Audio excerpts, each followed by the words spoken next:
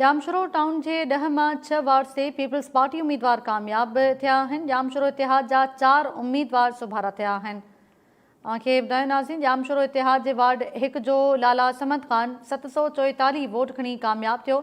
जामशोरो मां अमांखे बुधायां जिते ward number 3 ते पीपल्स पार्टी जो बिलावल शोरो 910 वोट खणी कामयाब थियो।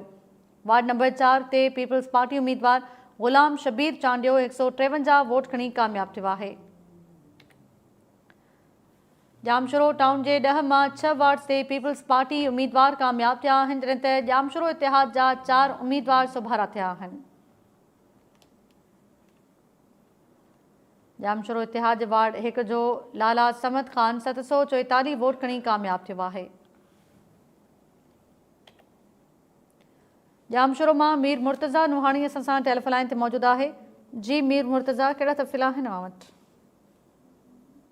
तायरा जामशोरो टाउन के 10 वार्डन से पाकिस्तान पीपल्स पार्टी के सरसी हासिल थी है। 10 मां 6 वार्ड पाकिस्तान पीपल्स पार्टी जा उम्मीदवार म्युनिसिपल कारपोरेशन जी 22 यूसी से पीपल्स पार्टी जा उम्मीदवार कामयाब थिया आहिनि। तव्हांखे ॿुधाए पिनाज़ीन कराची ऐं वार्ड नंबर 1 ते जामशोरो इतिहाद जो उम्मीदवार लाला समद खान हैदराबाद जे 16 ज़िलनि में जेका पीपल्स पार्टी जो उम्मीदवार मकानी चूंड थी है, इन जा हिन वक्त गैर हतमी गैर सरकारी नतीजा अची रहिया आहिनि।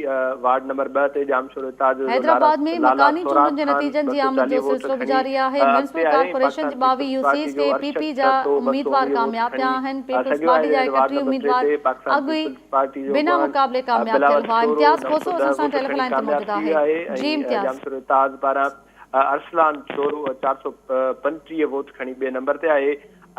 वार्ड नंबर 4 ते पाकिस्तान पीपल्स पार्टी जो उम्मीदवार गुलाम शबीर चांडियो 153 वोट खणी कामयाबी हासिल कई है। जामशोरो इतिहाद गुलाम नबी बुर्दी 139 वोट खणी सघियो आहे। अहिड़ी रीति वरी जामशोरो जो वार्ड नंबर 5 उते जामशोरो इतिहाद ऐं सिंध यूनाइटेड पार्टी जो जेको गॾियल उम्मीदवार है अलाह वरा भलाई उन वॾी लीड सां 616 वोट खणी कामयाबी हासिल कई है। पाकिस्तान पीपल्स पार्टी वार्ड नंबर 5 ते जेको उन जो उम्मीदवार है ज़हीद कांदड़ो सिर्फ़ मर्द ऐं पोलिंग स्टेशन मां 244 वोट खणी जेको आहे सो शिकस्त खणी वियो आहे। ऐं आउं तव्हांखे ॿुधाईंदो त वार्ड नंबर 6 ते बि पाकिस्तान पीपल्स पार्टी जो सैद अलमदार शाह 475 वोट खणी कामयाब थी वियो आहे। ऐं जामशोरो इतिहाद जो इमरान राव जो 199 वोट खणी सघियो आहे। वार्ड नंबर 7 ते पाकिस्तान पीपल्स पार्टी जो शबीर गुलेदी 186 वोट खणी कामयाब थी वियो आहे। वार्ड नंबर 8 ते पीपल्स पार्टी जो अॻवान फयाज़ भलाई 238 वोट खणी कामयाब थियो आहे।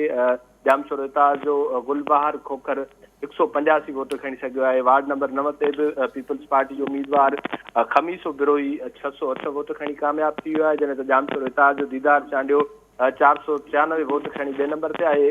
ऐं जामशोरो टाउन जे वार्ड नंबर 10 ते सैयद असगर शाह जेको जामशोरो इतिहाद जो उम्मीदवार आहे उन 488 वोट खया आहिनि। जॾहिं त पीपी जो उम्मीदवार 277 वोट खणी